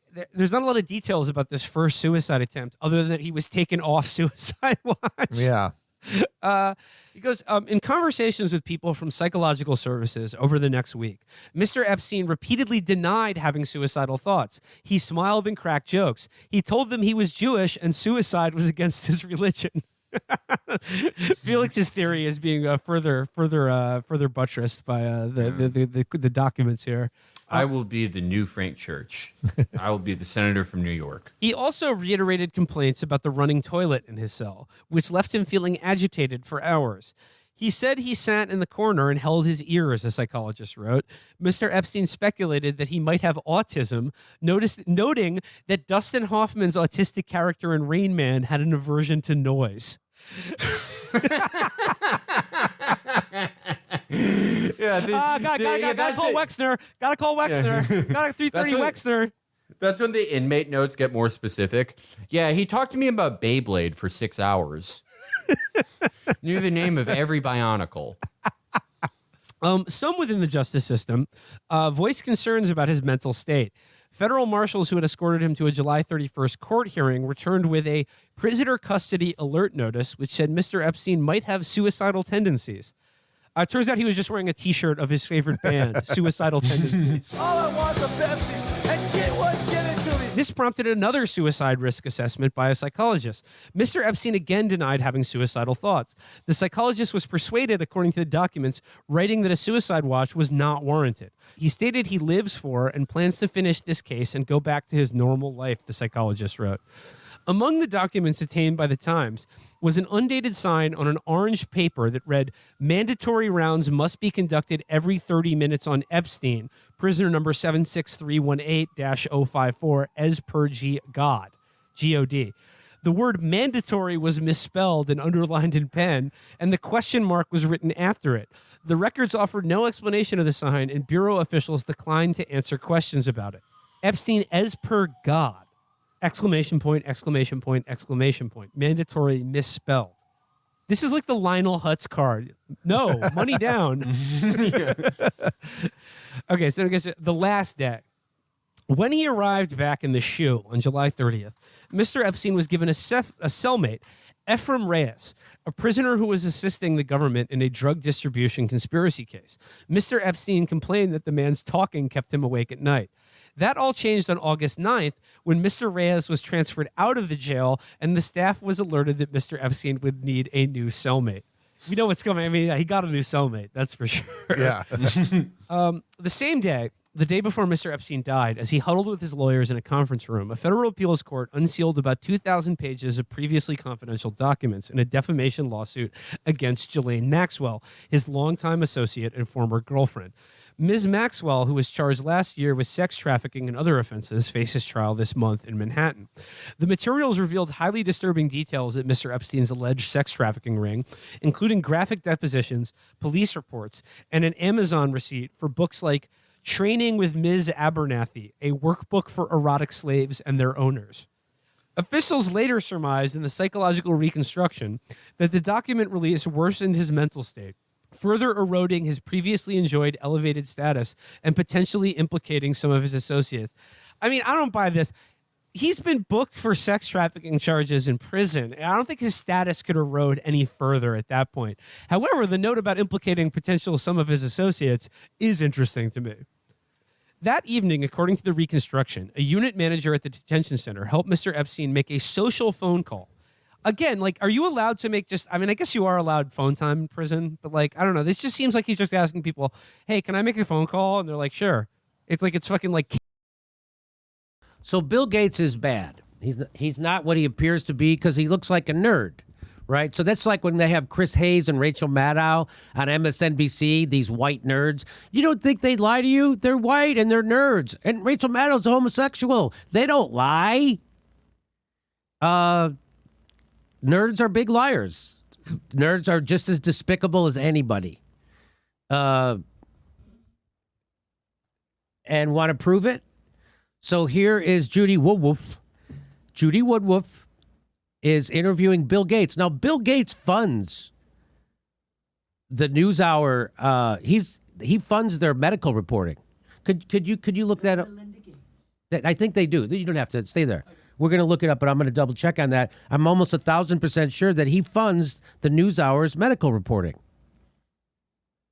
Was reported at that time that you had a number of meetings with Jeffrey Epstein, who, when you met him 10 years ago, he was convicted of soliciting prostitution from minors. What did you know about him when you were meeting with him, as you've said yourself, in the hopes of raising money? I had dinners with him. We were both hungry, and we happen to be, just at the same restaurant. We've had dinners. Watch this. Regret doing that. I regret doing that. Relationships with people he said, would give to global health, which is a interest I have. Not nearly enough philanthropy goes in that direction. Those meetings were a mistake. They didn't result in. So he was meeting with Jeffrey Epstein to get funding for his philanthropy. Son of a gun, the richest guy in the world needs someone else to get him money. Isn't that wild? Wow. It was either dinner with Jeffrey Epstein, I guess, or a GoFundMe, huh? Bill, is that where you're at? What he purported, and I cut them off. That goes back a long time ago now. So there's nothing new on that. It was reported that you continued to meet with him over several years, and that, in other words, he just shakes his head. No, yeah, you did. Your wife said so, and it was just the last time you met with her with Epstein that she went nuts. Number of meetings. What did you do when you found out about his background? Well, I've said I regretted having those dinners, and there's absolutely nothing new on that. Is there a lesson? So he doesn't answer the question, and she doesn't make him. Yeah, but you had many meetings with him after that. And what did you do when you found out about his past? He doesn't answer any of those questions, and she lets him right off the hook. Why? Because he funds their show. That's why. And she's not a real journalist. That's why. For you, for anyone else looking at. So listen to this question. This is the weirdest question, but it's a good question, but the weirdest answer. Watch this. So she's asking him, what have you learned from this? Is there a lesson for you? What's the lesson? For anyone else looking at this? Well, he's dead, so in general, you always have to be careful. If you cross the CIA or the richest guy in the world, if you have secrets that could take us down, well, you're gonna be dead. What the hell? Did you hear what he just said? She asked what. Ether Security's in the dark about the incident. A few at the company knew about the virus. Not even the board. Must have been someone at the lab. I understand. I'll get to the bottom of this.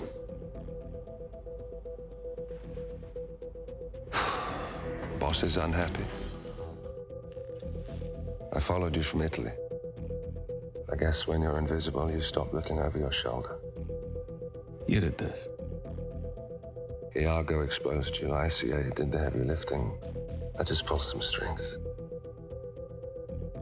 Yeah, you're mine. How do you expect... I play dirty. That's how you defeat a stronger opponent. You strike from behind. Now give me the key. You have a family? Trust me, if there's a weakness, Providence will find it. I'll take my chances. The key. Fine.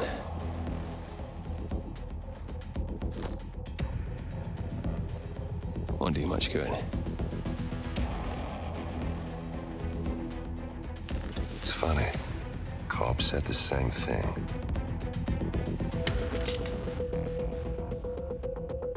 Thank you, messenger. Don't. I just killed you. Then we're even.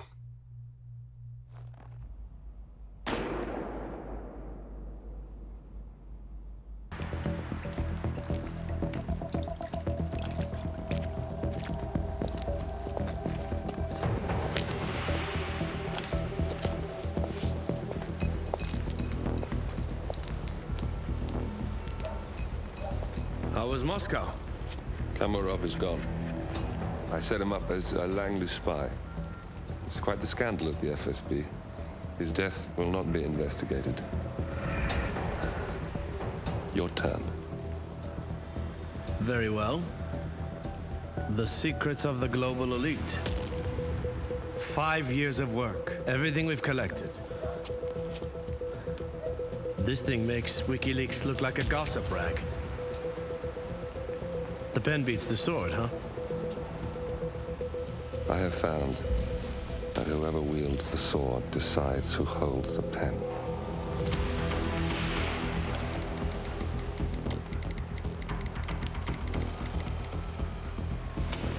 Smile, Victor. Your reputation is safe. Now run along. I'm sure you have pretty dresses to attend to.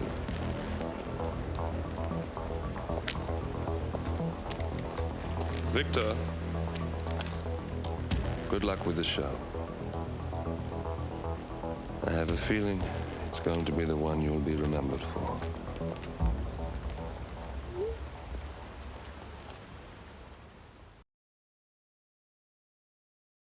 Another huge tell here. Josh, well, no, actually the book wasn't visible. Oh, was That's it? the thing. No, it was only reported at first, quote unquote, reported by a witness. And then it turns out it was just reported by her lawyer that the book was about heroes or dead heroes or something of the CIA. I mean, So, no, she runs a book club. People want to know Ghislaine's reading group. What she's on about. Okay, so keep that in mind. Which brings me to my next digression here. Kevin Spacey. You remember at the end of last year when he released that video as Frank Underwood, again, like in character. Yes. As his character from House of Cards, where he addresses the camera like this bizarre monologue that when it happened at the end of last year, I was just like, this has blown out everything that's happened in 2018 before. Like, this is the most insane thing that will happen. Like my jaw was open, bleary eyed. It was a man. I was like, this is a madman. Like this. Why would he do this? Who around him is like, yeah, Kevin, this is a great idea. Get in character as Frank Underwood and like inveigh vaguely about like, the conspiracies against you. And add to that the coffee mug with Queen Elizabeth's coronation. Yes. Which was clearly visible in that video. Again, you asked yourself back then, this makes absolutely no sense. This is the most insane thing I have ever seen. He is completely cracked. Looking at it now, it was a fucking warning. Looking at it now, it begins to take on a much different, more. There is a evil and sinister, but clearly logical, rational reason to do this. If you look about it through this light, that you and I, the video released publicly, we're not the audience for this video. No. So consider the fact that he is essentially playing the character that he did on House of Cards. Again, Catherine and I were Frank talking Cox. about this last night, and I guess I had never really considered it. Consider the parallels between Frank Underwood and his wife and Bill and Hillary Clinton. Let's go.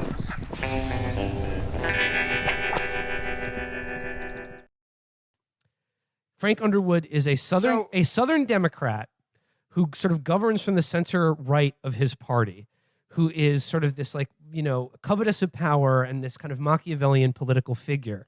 That there are these like, you know, parallels that are clearly like on the surface pseudo based on Bill Clinton and Hillary. Mm-hmm.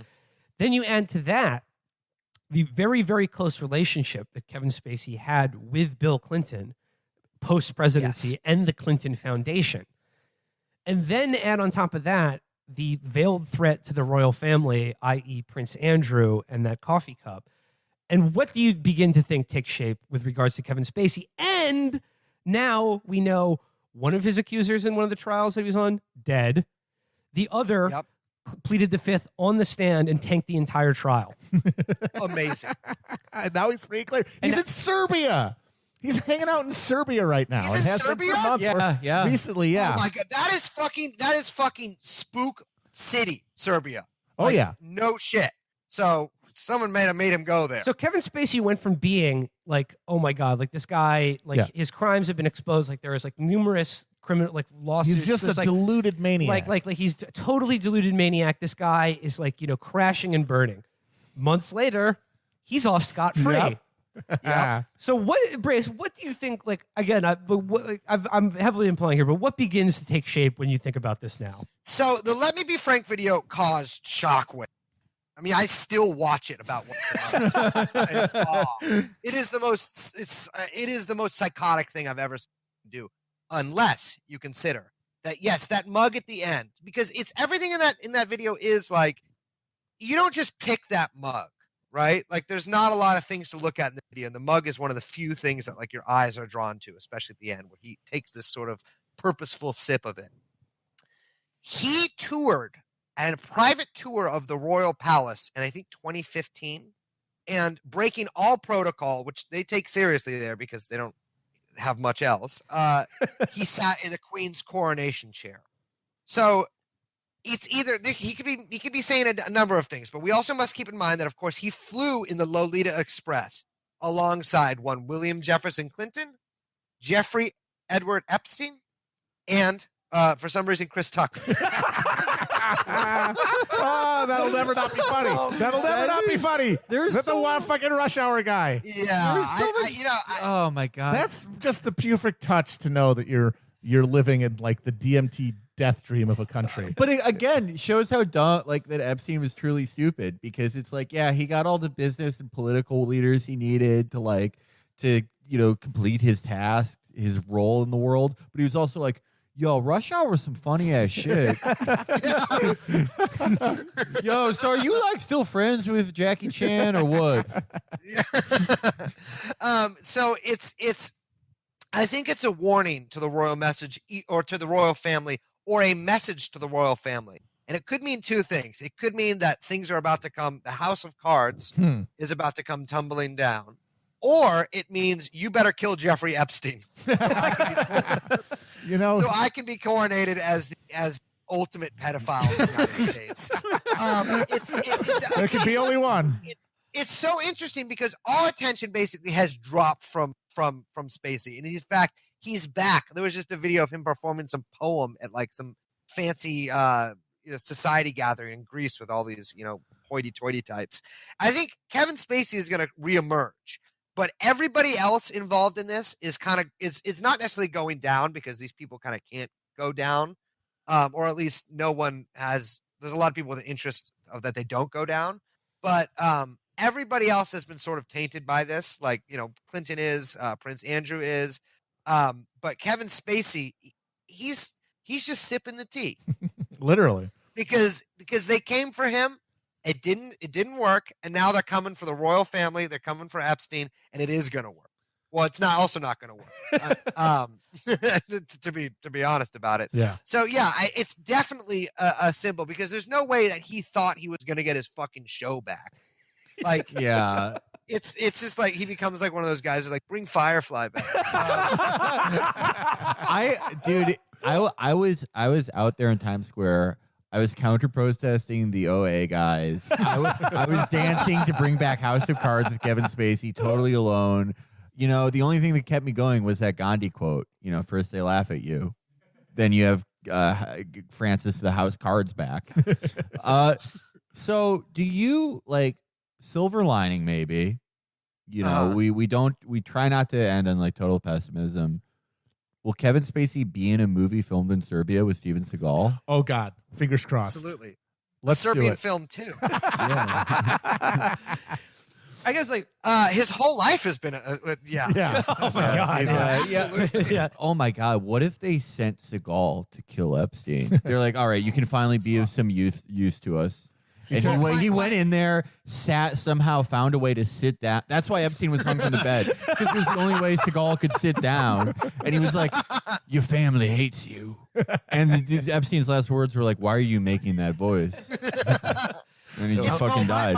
My theory about Jeffrey Epstein, either death or disappearance, is this is my pet theory, is that his good friends, David Blaine and David Copperfield, the magicians, were able to one was in charge of the cameras and the other was either in charge of taking out Epstein or disappearing him. I mean, these.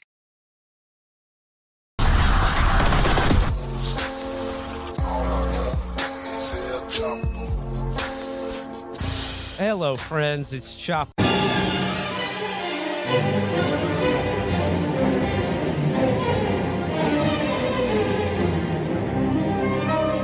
Hello, folks, and welcome back to another edition of The Inebriated Cast with Matt Chrisman, your host and spirit guide. So, I think we should think of this particular episode almost as a spiritual sequel to the last one about conspiracy theories. If you recall, we did an Inebriated Past a while ago about conspiracy theories. This was in the context of QAnon and the rise of conspiratorial thinking in politics. And we went through a sort of a tour de raison of the American experience with conspiracy culture from the founding till now. And the big takeaway I had was that conspiracy theory is sort of a spontaneous attempt to make sense of the world in the absence of class consciousness, and that it is inherently spectacleized and sort of recuperated by capitalist culture in a way that removes your sense of agency and ability to defeat it, your sense of agency rather, and that you should, as always in politics, just try to focus on what you know and what you can prove and what's in front of you in terms of material politics. And I still think that's largely true. But then almost immediately after we put out that episode, the motherfucking Epstein case exploded all over all of us. And right in front of our faces, we saw evidence of an international cabal of child abuse enthusiasts and traffickers, all being shepherded around the world by this shadowy puppet master with incredibly strong links to foreign and domestic intelligence agencies, and is in custody. And then a weird attack happens on him in his cell. No one knows what happens. No one can say if he did it to himself or if his cellmate did it. And then 2 weeks later, he commits suicide. He kills himself in his cell, despondent over his future in prison, even though he hadn't even fucking been tried yet. They were in pre-trial. He was still had a bunch of cards to play. He was out there giving money to women to keep them quiet. And then he has this suicide with a hyoid bone breaking. We all know this. We know the absurd carnival, what you saw in front of us. And it gave a lot of us the condition that we know now as Epstein brain, one of the side effects of which is a desire to follow rabbit holes wherever they lead. And that means going online and making connections between one pedophile conspiracy and another one, one piece of evidence that maybe you overlooked last time, and now you looking at it, and maybe there are dungeons under the Comet Ping Pong. Maybe that was all true. And the reason that happens is because a conspiracy that's really happening, a conspiracy that's powerful and occurring in broad daylight, at the center of it is basically a black hole. And it's so far from our ability to prove that as we get closer to it, our evidence is stretched thinner and thinner, like matter is as it's pulled towards a black hole, until it's nothing, until it's just a singular connection, almost a stream of consciousness. And that's because we lack the evidence. We don't know. And so we follow things into realms that are really less about logic or evidence or anything than they are about emotional feeling and a desire for a narrative, the desire to craft a narrative out of the world around us, which is one of the most basic human urges. And that takes over from your rational judgment. And so I've felt myself getting carried away, basically, while researching Epstein things. And, I mean, the stuff you'll find out. When I found out that Les Wexman, who is the sugar daddy who bankrolled Epstein's entire lifestyle and made it possible for him to become the billionaire hedge fund, quote-unquote, manager that he says he was, in the 90s, his carrier for his clothing lines and retail outlets that would bring clothing from sweatshops in Asia to the United States was Southern Air Transport, which was Air America in the Vietnam War, where it smuggled heroin out of the Golden Triangle, and then was also involved in smuggling cocaine out of Central America during Iran-Contra. I mean, it was literally a CIA-owned company until it was exposed as such by the Iran-Contra investigation. I mean, when you find out a thing like that, your brain starts taking these instantaneous diversions in all directions that you want to follow. And because you're beginning to willing to accept evidence that's scantier because you're more desirous of making a connection. And so you lose your quality sensor, as it were. But the really insane, horrible I went from managing at least about it is that even knowing that, it doesn't mean that it's wrong. It doesn't mean that any of the things that you're finding are wrong. It just means you can't know they're right to the degree that we want to act on something. And that's the maddening thing about grappling with conspiracy stuff. Because the obscurity of the world around us, how we're so aware of what we don't know. We're so aware that we're getting this stream of information that seems like it's totally overwhelming, but it still has so many blind spots. And conspiracy theorizing are basically the mold spores that grow in the unenlightened corners of a state where there is no public scrutiny. And the post-war American state is essentially defined by secrecy. And so that means that we live in a culture with a shit ton of fucking mold. But we remember, mold can also be used to make penicillin. So today, what I'm going to do is we're going to scrape some of that mold off, and we're going to make a vaccine, which do not, by the way, cause autism, against conspiracy mindset that still acknowledges the reality of a lot of things about it and the worthiness of investigating it further.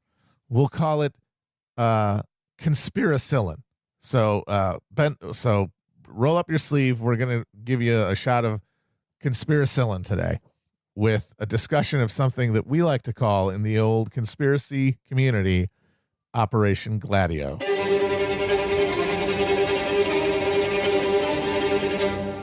All right. Start off just by saying that when I speak of Gladio, there's two things.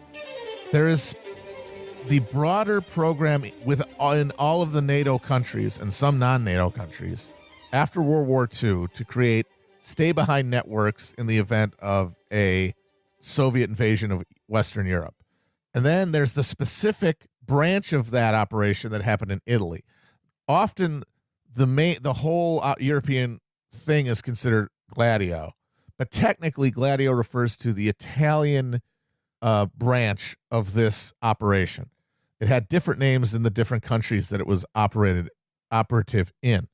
So today, I'm going to, when I speak of Gladio, I'm mostly referring to the Italian campaign itself. So I'm going to keep Gladio because we're mostly talking about Italy.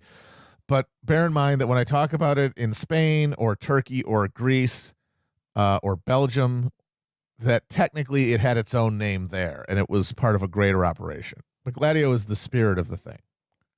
Now, one of the things that's so enchanting about Gladio is that Gladio is, in its bare outline of things that we know for sure, or at least can think to a relative certainty are true.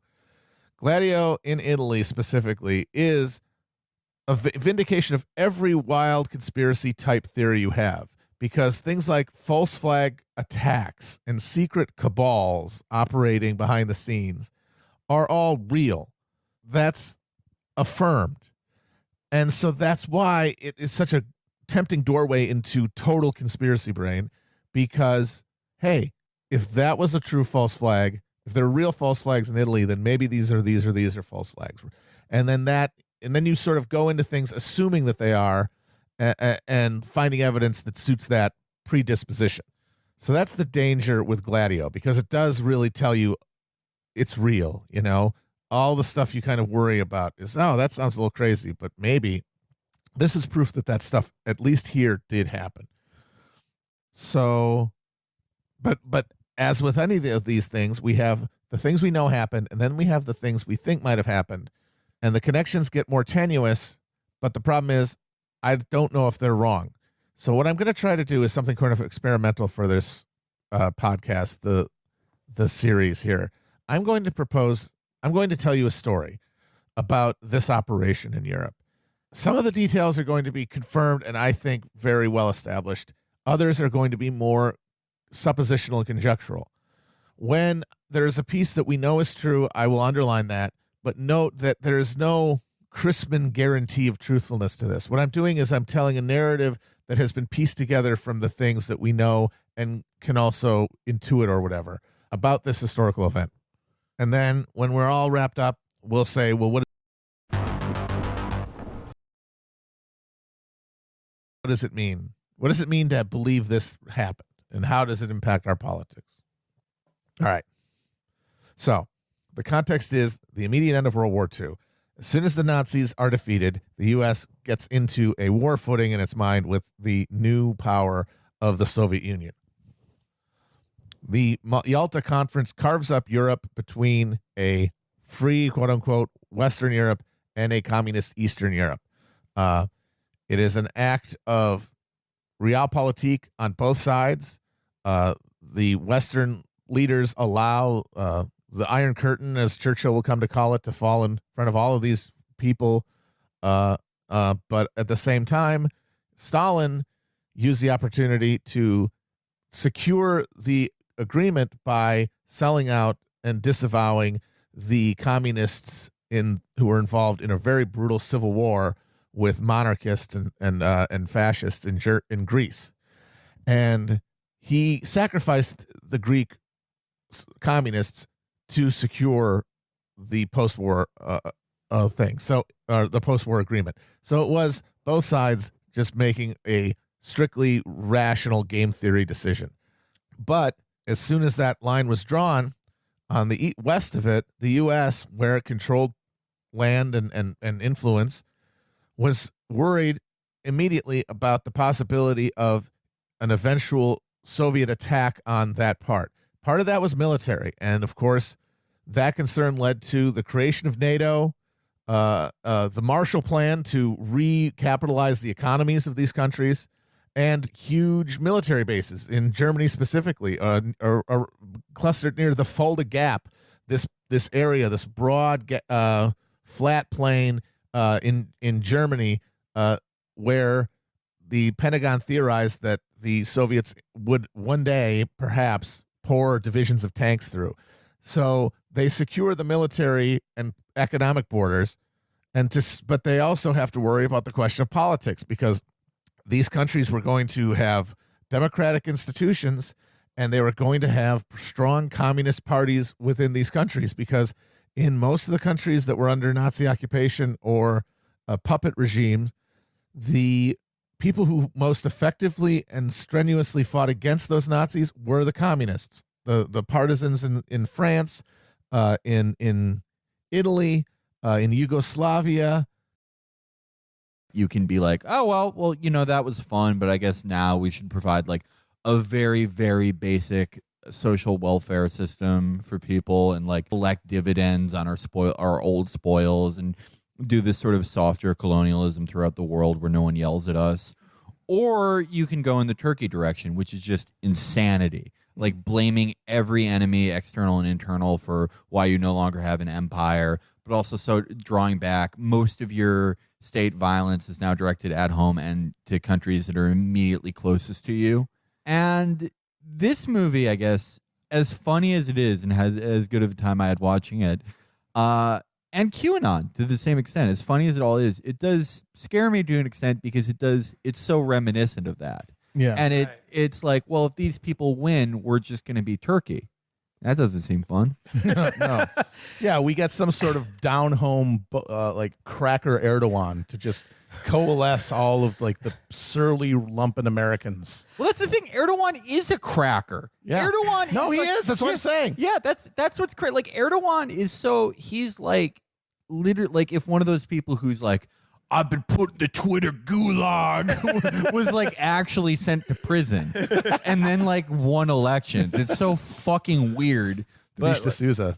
Yeah. All right, so Garrison gets red pilled by Russell Long on a flight where they drank 18 scotches together. Yep.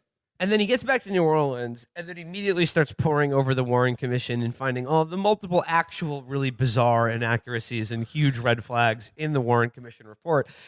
And what I love about this scene is like he's, staying up late, like just inveighing against his wife. Like, how does it make sense that they didn't even interview this witness? His wife in a totally thankless, pointless role. She's good, but damn. Played by Sissy Spacek, another absolute amazing. like A-list. Compromised, but I don't understand. There is no sign of forced entry, no alarms, nothing. One of my people has gone missing in Johannesburg.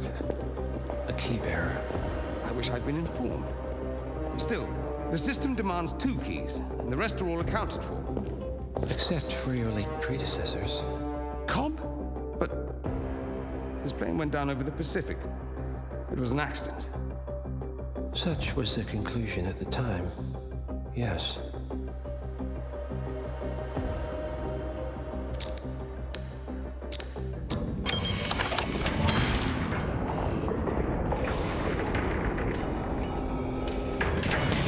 People die, Mr. Fannin. Happens all the time, even to us. It seems like a conspiracy. Probably isn't.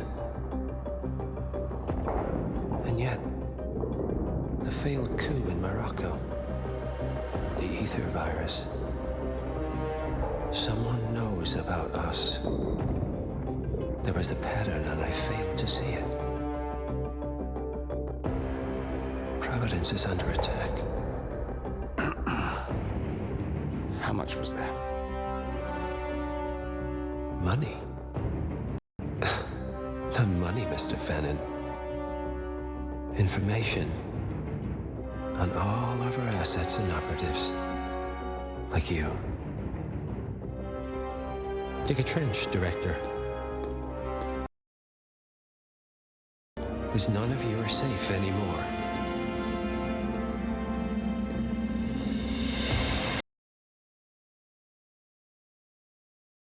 Hello, everybody.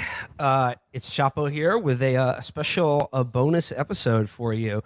We've got a hot interview for you that I think will serve as a really good companion piece to our recent JFK episode and our ongoing Epstein-induced mania. We were talking with the journalist Tom O'Neill about his book Chaos, Charles Manson, the CIA, and the Secret History of the 60s. And this is a book that I think it totally reconfigures like everything that we think we know about the Manson case. And without providing any definitive, like bulletproof, conclusive proof, begins to point towards a story that is really about the kind of secret wars that the CIA and FBI were waging in the 60s against the left and the counterculture. Also, as a special treat, we have a guest co-host. It's Noah Colwin back again. Hi, everybody. Noah, you're here because you've actually read the entire book. I am. Like a fucking nerd. Yes. And I loved it. It's the background to this book is also fascinating, and he goes very deep into it in the book, which is that this story that he initially was going to write about Charles Manson began as a magazine article for Premiere Magazine, a Hollywood trade publication, in 1999 for the 30th anniversary of the Manson murder, of the Manson Tate LaBianca murders. And he ended up blowing that deadline. In fact, blew the deadline so long that Premiere Magazine closed and one book deal fell through. And then this summer, he finally was able to get the book out. But yeah, this is a journalistic labor of love that is 20 years in the making. And again, I think this really lines up with a lot of, the, I guess, conspiracy stuff that we've been talking about recently. And Noah, when I was talking to you about it, like, it really gets to this larger question about these yawning chasms and gaps between stories where we know the official story is bullshit, but what begins to take its place doesn't officially meet like the capital T journalistic definition of like the truth, or like you can't really report on it, but like how do you begin to tell a story in such a way that's responsible where like that you're never really going to know the answer to anything, but for sure that the official version is fiction. I mean, there's so many stories that we can all think of. I mean, Epstein obviously being the biggest one where we have every reason to doubt the official narrative. I think that this book is a great example of how to sort of responsibly and rigorously examine one of those instances. And perhaps the biggest one of all, given the significance both culturally and also ultimately politically that these murders gave to just sort of crush the counterculture and inspire, a whole nother number of years worth of anti-left-wing government activity from the intelligence community all the way down. I mean, this story, you've got rogue prosecutors, you've got government informants, you've got Dr. Sidney Gottlieb, you've got the MK Ultra program, you have a guy I've never even heard of called Jolly West, like basically Dr. Herbert West, reanimator, LSD mind More control. like de-animator of a precious zoo elephant. That's not a joke. He killed an elephant with LSD. And he did it like he brought like a crowd to watch him do it because he thought it would be like a cool thing. And he literally just murdered an elephant with LSD. Holy fuck. Thomas Edison, Dr. Herbert West, the fucking Trump kids. What is it about irredeemable psychopathic sadists and murdering elephants? It's a ritual. It's a ritual violation. You gotta kill the biggest boy. There can only be, it's a Highlander complex. That's, I think, the technical term. Well, eventually there will be only one elephant. So, we're getting there soon. Sorry to bring it down before we talk about the Manson murders, folks. Hello. All right. Well, without much further ado, Tom O'Neill and chaos. So, like, to kick things off, when you first started looking into this case, the Manson murders and everything surrounding it, what would you say was like the sort of established narrative that most people understood about the Manson family and the murders they committed in 1969? Basically, in a nutshell, it's that Manson ordered his followers to kill the people at the Tate house and the next night at the LaBianca house in order to ignite a race war that he called Helter Skelter. He wanted them, his killers, to leave signs implicating the Black Panthers in the murders. And what he had told them was that that would cause an uprising when the blacks were mistakenly accused, and they would rise up against the whites. There'd be this world-ending race war that the blacks would eventually win.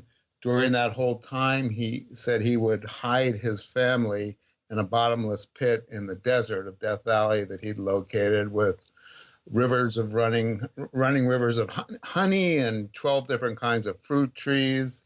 After the blacks had killed all the whites, then he and the family would emerge from this hole and subjugate the blacks and then repopulate the planet with their perfect white offspring. I'm already beginning to see a problem with this narrative. How he would immediately take over after the race war is a bit iffy. But an interesting part of the book is the helter-skelter ideology, like this idea that these murders were carried out to foment a race war. Where did that first, like, how was that first established, and how did the prosecutor Vincent Bugliosi, like, what role did he play in sort of creating this narrative? Well, if you read Helter Skelter, his book that he published after the case was tried, he discovered by interviewing family members that there was a philosophy of Helter Skelter at the family.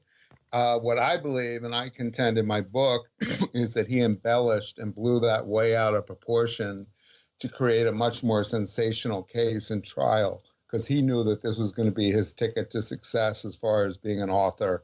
And while I do believe that there was some talk of race war there and an impending apocalypse, I don't think that it was behind the murders.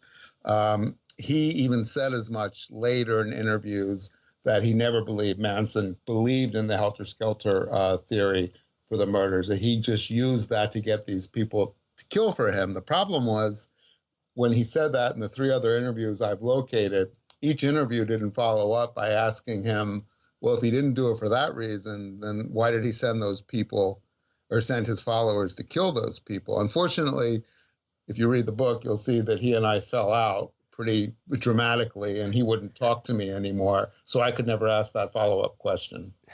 I mean, Bugliosi becomes something of a, not just a curator of the official Manson narrative, but something of a villain himself in this book, would you say? Yeah, it wasn't how it was intended, but it became that. When I began, I thought he was going to be, this began as a magazine story assignment in 1999, 20 years ago. And I was just supposed to write a piece commemorating what was then going to be the 30th anniversary of the crime.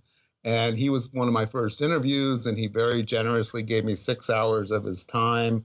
I thought he was going to be the hero of my piece, but things turned out rather differently. What was the first clue that you had that stuff wasn't totally above board with the story that Bugliosi was telling? Well, during that first day, that first visit, I realized at the end of the 6 hours I'd spent with him, and again, he was very generous with his time, but he hadn't told me anything new or original. Everything was just a rehash of what he'd written in his book and said in a million interviews. So at the end, I did what we call the Hail Mary pass, which is I asked him if there was anything he could tell me about the case that he knew, but that had never been reported before. And I said, if it's something you want off the record, in other words, not attributed to you, I'd be happy to do that. So he thought a minute, and then he said, turn it off, referring to my tape recorder. I turned off the tape recorder, and he told me something pretty sensational that hadn't been reported before. It had been reported, but in a very different way. And that kind of put me down a rabbit hole. And if your listeners read the book, they'll find out towards the end what that was, because they'll also see why the off-the-record promise was no longer kept by me, and he understood as well that I didn't have to keep it anymore. But that kind of was the first card of the deck to fall. And once I looked into that, I started looking into more discrepancies and idiosyncrasies in his official case, and discovered more and more malfeasance on the prosecutor's part, from suborning perjury, withholding evidence from the defense and the jury, and even planting a former prosecutor in the defense, in the first defendant, Susan Atkins, before she was even indicted or any of the family was publicized as suspects for the killers.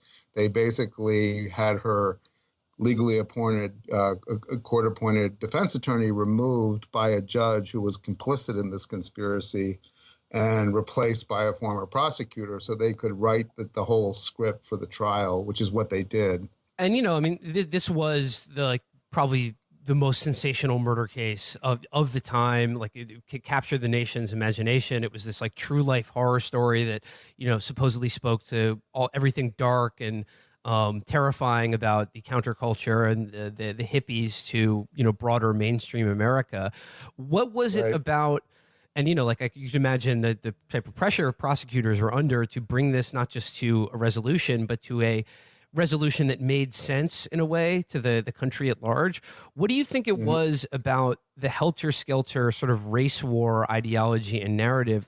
What use did that serve for them, like in terms of prosecuting this case or making it make sense in a way to people? Well, Bugliosi had to convict Manson of murdering people whose killings he didn't actually participate in. He had to convict him of conspiracy because he told his followers to go to the house that Terry Melcher used to live in, who was someone who had rejected Manson in a music deal. So without Manson being at the scene and actually plunging a knife into anyone, he had to create a reason for why he did this. Why he created that, he's taken that secret to his grave. I have a couple theories. One of them is he had a book deal prior to even this trial beginning, and he had a co-author who was given a front row seat to the whole trial. So he was playing to a larger audience than the jury. He was playing to his future reading audience. And to create as sensational a trial as possible benefited him. He had a conflict of interest. What's interesting is his original co-prosecutor on the case, Aaron Stovitz, told me in an interview he never believed in the helter-skelter motive, as did just about every cop that worked the case, and pretty much every prosecutor who worked the case also told me they didn't believe in it, except for Stephen Kay, who was Vince's co-prosecutor after Stovitz was taken off.